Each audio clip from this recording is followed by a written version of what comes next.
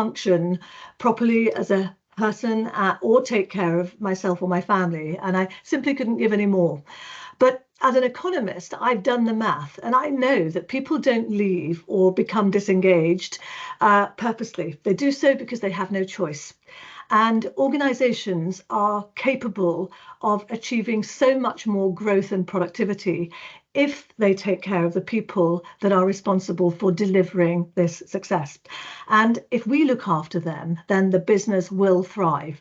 And actually, as an economist, again, so will the economy at large. And I know that because we have done the research, and we will become a healthier and vibrant country per se.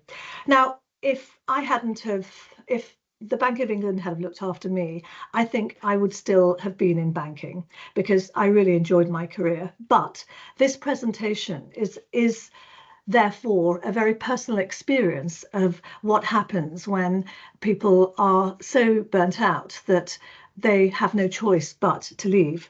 So we're going to look at the economics of the situation, why, and then also what we can do to achieve the kind of growth that we need as a company and a country. But let's start with the human reality.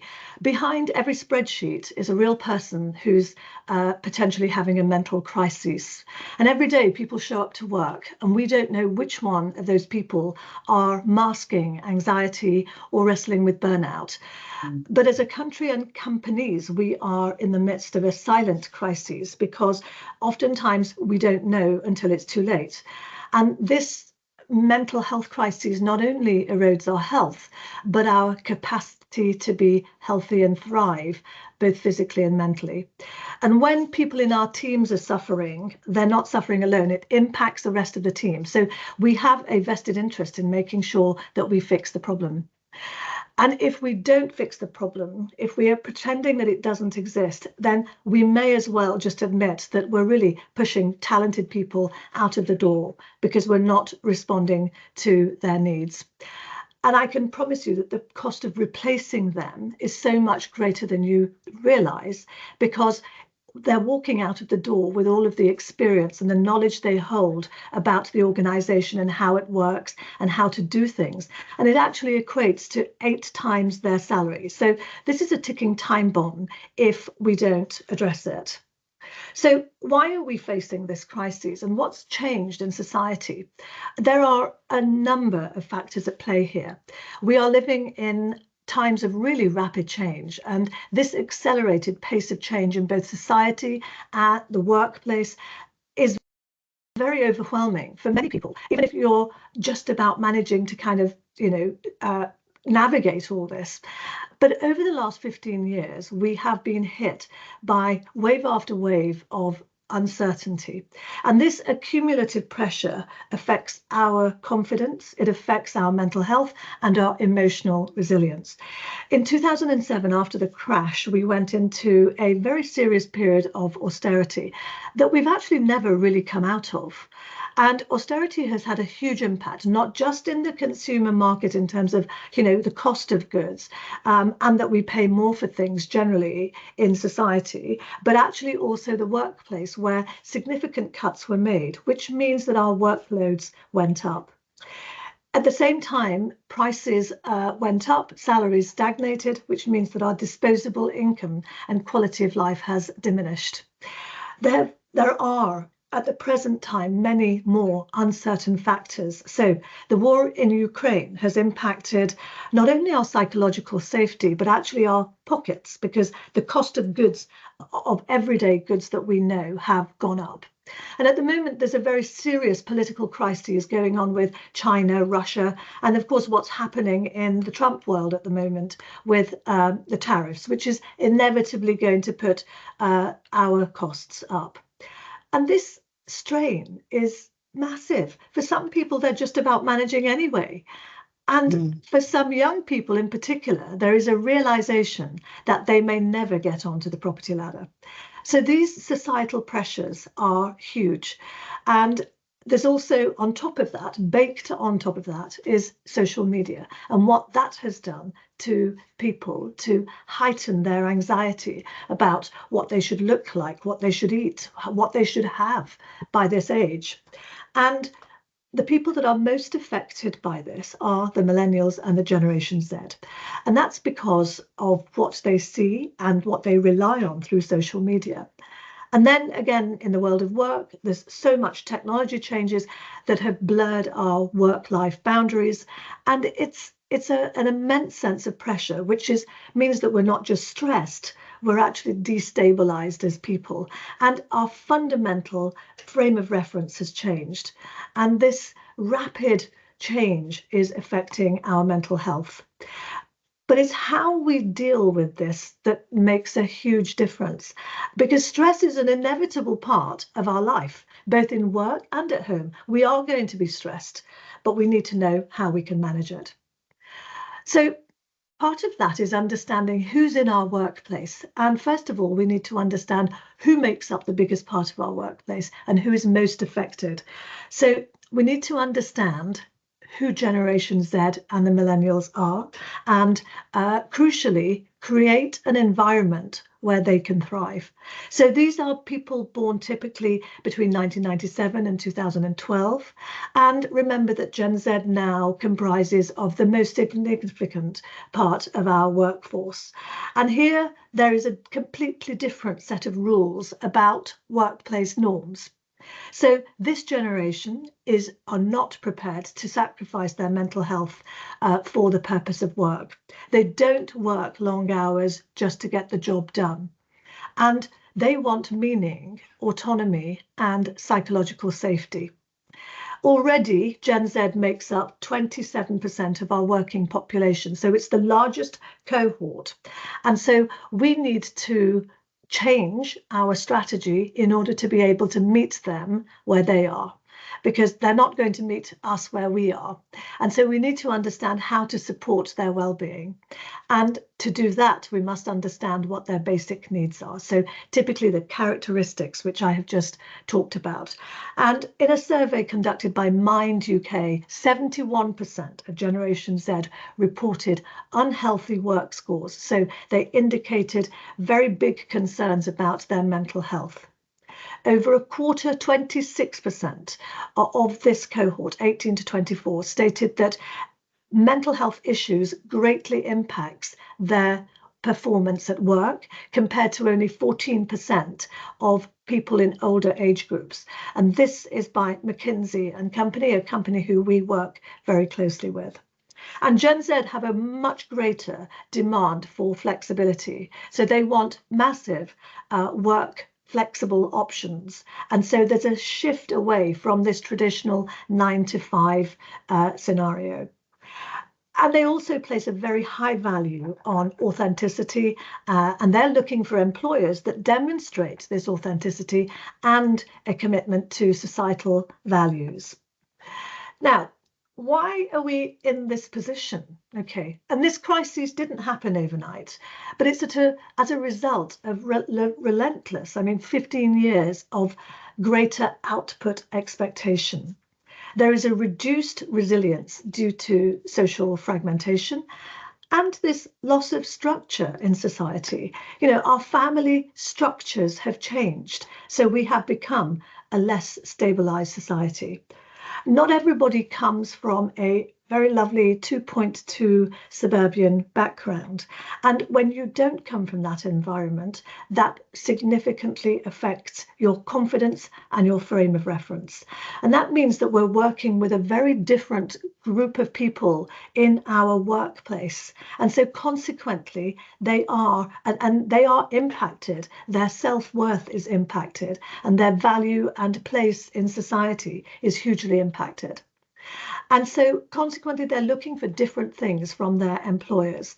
And the employer is going to have to fulfill a much bigger role, almost a semi-parental role to an extent. And we know this because research has shown that even some of the most simplest skills are missing in this cohort. So skills like knowing how to cook, how to rest and look after themselves, how to decompress their mind. And these are no longer commonplace skills that we can take for granted that our workforce has. So, and in a recent survey by the BBC, 75% of participants stated that they did not learn to cook at home or left home with very few cooking skills. Now, why is that important? Well, in a moment, we're going to talk about that, but that is very, very significant. And when asked whether they had a basic understanding of their nutritional needs, only 8% said that they knew what they had to eat for their immune system. And the rest of them, well, they were relying on Google, Instagram, and all the rest of it. But this is the size of the problem. So £56 billion is the reality of lost productivity in the United Kingdom in the workplace. So the scale of the problem is huge, and that's why we're talking about it. So mental health costs £56 billion. This has increased by £6 billion since the pandemic, where in 2020 it was £45 billion. 1 in 4 workers, and this is a very muted admission, if you like, 1 in 4 workers admit to having existing mental health conditions in 2024. And we know that not everybody admits to this, so this number is potentially higher. And this is broken down by £24 billion a year in presenteeism, so people who are underperforming at work. And in 2024, so in 2023, we lost 17 million days due to work-related stress, anxiety, and depression. And in 24, that rose to 33 million days lost, with 16.4 directly related to mental health. And this number is from the Health and Safety Executive directly. 2 in 3 people report burnout, symptoms of burnout. And the remainder of the 56 billion is hidden in lost morale, lost talent, disengagement. So we know that this is a ticking time bomb if we don't begin to take action, and if underperformance is left unaddressed. And we're not just talking about but when we talk about well-being, we're not just saying advocating compassion. We're actually addressing a real economic crisis, because this is costing our country lack of growth and lack of productivity. And whilst there is growing awareness of this, the support systems are patchy and often underutilized because we're not communicating what can be available. So in other words, the cost of not doing anything is not cost neutral. And as an economist, I know that this is draining our economy and our ability to grow as a country. So in other words, if we want resilient businesses, we need to have resilient people who are responsible for driving this resilient business. And we need to start with proactive mental health strategies. So look, what can we do? So we can't change history. We can't go back. We can't send our people back to school for them to learn skills that they haven't learned. So it's going to be up to the workplace to try and educate and inspire people, because it's the workplace actually that stands to benefit the most from this change and this education process. And I know even in this webinar, there's a few people that have attended our classes and have invested in themselves because they want to learn about their own performance, gut health, and so on. But 99% of the population don't do this. And we're trying to create this trickle-down effect so that if our employees learn and educate and inspire themselves, then this will trickle down into their families, and then they will be able to ensure that their children benefit from this, and everyone benefits. So, we're going to begin to change society as a whole. So this is where the shift needs to start. Okay, so we need, for example, employers, first of all, they need to start looking at mental health as not a peripheral issue. It's absolutely core to the business function. It's no longer something that you can say, oh yes, HR can deal with this. It's actually the bottom line. So it's the CFO, it's the CEO, it's the COO that needs to actually now look at how mental health is impacting their business and what they can do. So this is going to require a change at every level in the business. And so employers need to set the tone and implement policies and most importantly, allocate budgets to do this. Because as HR people or people invested in the well-being of our people, we know what the answers are, but it's actually about convincing the people that hold the purse strings. Then on top of that, we need to make sure our managers have the practical training to recognize the early signs of people who are quietly beginning to disengage.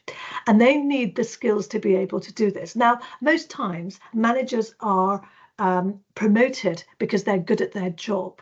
In fact, what they do, but they may not necessarily have the people skills. And so it's essential that we have the right training in place for managers to be able to recognize these signs. And then employees need to use the tools that are given to them and empower themselves to learn. And this has to be a conscious effort. So every day out of our 8-hour day, we need to spend at least 30 minutes dedicated to self-education of some way or another, or in a 24-hour cycle. We need to do this. We need to attend workshops. We need to learn how to meditate if you don't already know that. And, let's be clear, we run breath workshops for people, but how many people actually know how to breathe properly in order to manage their mental health? How do people know how to trigger their vagus nerve in order to be able to calm themselves down? So, we need to develop these skills because no one ever taught us how to breathe, to be perfectly honest. We're just shallow breathing, which doesn't help our circadian rhythm. It doesn't help our gut microbiome. So we actually need to learn these skills. And these things really affect our mental health. And eventually, we're already in talks with both the education department, but the government at a higher level. And I'm advocating that these things are taught in schools. But in the meantime, until that is done, we need to start learning these things. So, these are practical interventions that we really need to focus on. So this is about holding regular workshops, not just once a year, because once a year, you might get, out of your 500 employees, you might get 50 employees join the webinar. But what about the 450 other people? So this has to be a continuous process of making it available with on-demand webinars or actually running them and encouraging people. So using an outreach program to pull in those other people. And, the bottom line is the World Health Organization now understand and, talk about stress is a major contributor to chronic disease and, most importantly, cognitive decline. So that means the number of people that are now suffering from dementia and Alzheimer's as a result of stress is very, very high. So we really need to embed these cultures into the workplace, because if they are in the heart of our workplace, then we will not just reduce cost, but we will unlock this potential that we are missing in the workplace. And we need to think about wellness differently. It's not a benefit. It's actually a business strategy. And so health is wealth. And we need to do this from top down and bottom up. And it has to be a holistic approach where we completely wrap around our employees and actually support them, scoop them up and support them. So that has to be embedded in leadership strategy so that we can then make this accessible to people with programs such as Inspire, Engage and Thrive, or a number of other potential things that may be there. And we know that the financial case is very, very clear.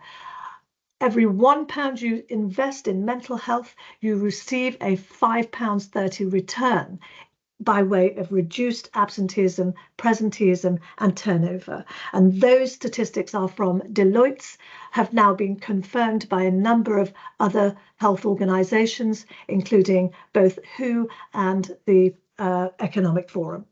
So doing nothing is not going to help our long-term profitability and resilience. And we know that there are many external pressures to this change. And one of the things that I'm very excited about is that there are two major credit rating agencies in this country who now consider employee well-being when they are assessing corporate risk for their organizations. And we know that investors are now scrutinizing human capital metrics in their ESG reporting. So in other words, when companies neglect workplace stress and mental health, they are going to face higher financing costs and potentially lower investment confidence. So that's really important. And our CFOs are going to have to start sitting up and taking note of this. So mental health can no longer be siloed to HR. It has to be viewed as governance, performance, and risk issue, so firmly sits in CEO, CFO territory. And we need to now move from a reactive base to a proactive base. So providing health insurance and counselling services are after the problem has occurred, but we want to have a prevention first model so that we stop people from their health being broken down. And this is how we are going to invest in resilience, which is the smartest way to future-proof your workforce. So what does this look like? We are the future of wellness with a prevention first. So let's restructure this. Health is not a perk. It enables us to drive performance. And so far, we've looked at the mental health challenges facing our workforce today in this presentation. But now let's look forward. What should wellness actually look like in a high-performing, resilient organization? So essentially, we reposition wellness as being a strategic thing, not a high HR thing. And we believe at Your Work Wellness, we believe that every employee should have access to the knowledge and support they need to feel physically stronger and mentally clear. And the physical strength and the health is a really important one, because mental health cannot be separated from physical health. Okay, these two are not separate things. They are completely intrinsically linked. If your health is not right, your mental health will not be right either. And one triggers the other, especially from our gut. And it is our gut that controls everything. So in other words, whatever we put in our gut is absolutely vital. If we manage the chemistry of what we eat, we manage the chemistry of our brain. In other words, what we think, how we feel, how we cope, our behaviors. And so nutrition isn't just fuel, it's actually information. We are feeding our brain by eating the right things. And it tells our body how to respond, how to recover, how to stay resilient. So let's take a dive into what the gut health axis is and how we can influence our immune system and how that links back to the workplace and performance. All right. So we know that the gut is more than just a digestive organ. It's actually where our second brain sits, because we do think with our gut. That's your gut instinct, in other words, and it's not incorrect to think that way. What is it? Well, the gut-brain axis is a biodirectional communication network. And if you look at the top left-hand corner of the screen, you'll see that the gut and the brain, this biodirectional way in which the gut works, and it's sending information not just from the gut, but actually from the mouth. The moment you put something in your mouth, communication channels have started. And this is the communication network between the gastrointestinal tract and the central nervous system. And so this connection primarily happens through the vagus nerve, but also through the endocrine. And the endocrine is your hormonal system, and that is your immune system. And why that matters is because 95% of serotonin, which is the hormone responsible for your mood, therefore your mental health, your sleep, and your appetite, is controlled in the gut. And the gut is home to trillions of microbes that influence our brain chemistry, our immunity, and most importantly, our decision-making process. In other words, nutrition is the control panel, and what we eat shapes our gut diversity and our microbiome. And if you have a balance of fiber-rich foods, anti-inflammatory foods, and foods that support your emotional regulation, you will have better concentration and more resilience when you are stressed. But conversely, if your diet is ultra-processed and if you eat foods that are going to disrupt your gut bacteria, then this will lead to inflammation, which is where silently you begin to develop disease. It will lead to anxiety and low mood settings. Now, here's what we know. Most people aren't aware of this. Let's go back to the statistics that we talked about earlier. 75% of Gen Z and millennials don't understand how diet affects our sleep or our energy, and they have very low cooking skills. This makes nutritional education a really fundamental point. It's non-negotiable if we want to support their mental health and their physical resilience in the workplace. We know that we can't send our employees back to school. So in other words, we have to teach them in the workplace, because where else are they going to learn this? And we have to teach it in the workplace because it affects the workplace most of all. And I know, that there are a number of people that have attended some of our nutritional workshops and so on, so you'll know exactly what I'm talking about. But when we nourish the gut, we balance our brain. And this isn't just a trend, this is an absolute fundamental of mental health science. So we know that well-being is not one-dimensional. And at Your Work Wellness, we look at our physical and mental health through 5 interconnected pillars of influence that govern our physical and mental resilience. Nutrition is the cornerstone. It's the central nervous system which really governs our energy, focus, mood, and immunity. And then we know that a very balanced diet, regulated sugar, reduces inflammation, which will then enable us to sleep better. So all of these factors are influenced by our nutrition. But all of these factors are also factors that influence our immune system. So sleep is critical for memory consolidation, for emotion regulation, and for hormone balance, like the serotonin we talked about, like the circadian rhythm we talked about. We know that movement, so exercise of some form, triggers the release of endorphins, and it is actually an anti-stress neurochemical that releases when we move. And this doesn't have to be formal exercise. This isn't a 45-minute HIIT class in the gym. This is also 10 squats at the coffee machine when you go to the loo, or 2 planks a day, or a wall sit whilst you're having a conversation on the phone. You might be working from home, sit against a wall, and you're working and you're still actually physically exercising yourself to release those endorphins. And these are all things we teach people to do. So we want to create a culture where movement is normalized in the workplace, with perhaps walking meetings, for example. Or it's about teaching people mindfulness. It's about self-reflection in order to help to reduce stress and increase our emotional intelligence. So we're talking about equipping people with the tools to respond rather than react. And that's very important, because that's when we know we have very measured behaviors. Okay, Social connectivity is also very, very important, because we know that when we socialize with people, when we talk to people, we release oxytocin, which again is a chemical and a hormone that helps us to, balance our well-being.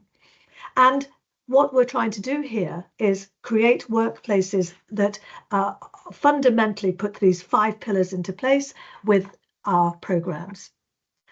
So we're offering a very fully integrated health and well-being experience. This is literally scooping people up and giving them information on a daily and weekly basis. And the approach is entirely dynamic and hands-on, but it's grounded in science. So you know that we are working with highly professional clinicians, doctors, dentists, psychologists, and so on, to be able to bring practical experience and practical workshops for learning to cook, learning to breathe, learning to meditate, and actually also helping people along the way.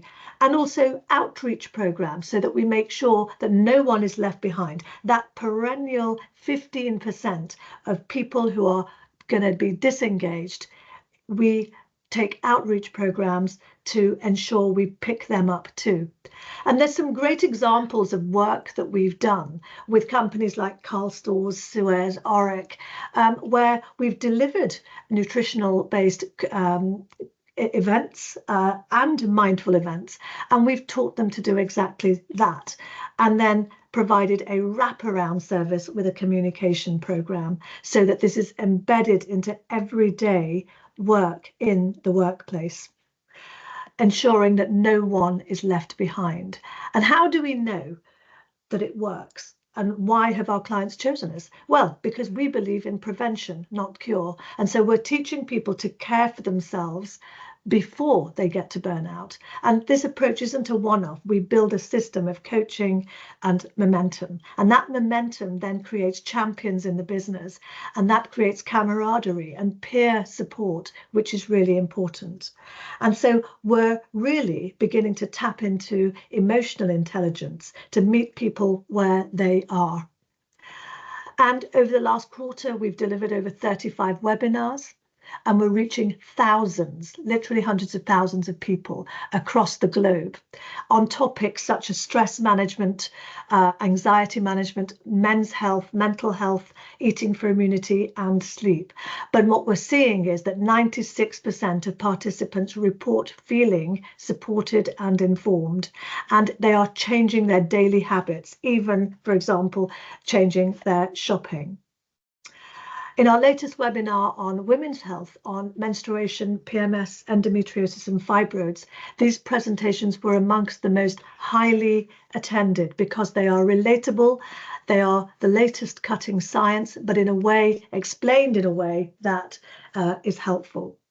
And our wellness programs are comprehensive for mental health, for physical health, and they are tailored workshops. So we're building resilience, and we know that after 6 months of Inspire, Engage, and Thrive, we have reduced we have a 30% reduction in stress-related absenteeism, a 25% increase in overall satisfaction, because our programs are designed to monitor and record, understand who is participating.